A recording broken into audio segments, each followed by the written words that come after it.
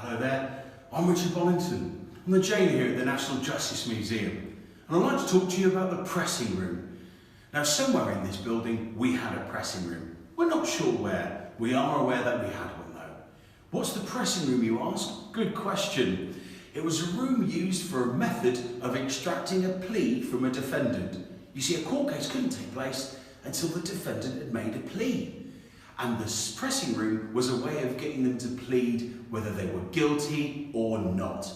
What they'd do is they'd lay a big wooden board down, and then they'd tie the defendant face up. And then they put another heavy board on them, normally a door or something like that, and then they'd slowly pile heavy stones on it, or anything that they could add extra weight.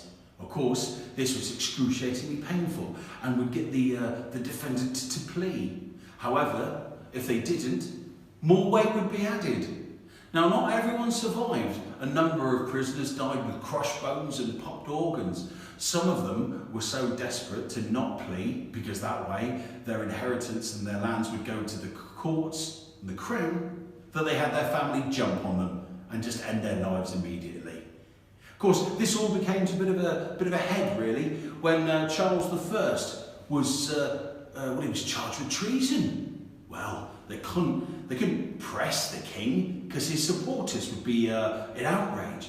So they just assumed he was guilty. Easiest way, really. Of course, this all stops in the 1800s when they abolished all of that and they brought him innocent until proven guilty. And that is the story of the pressing room.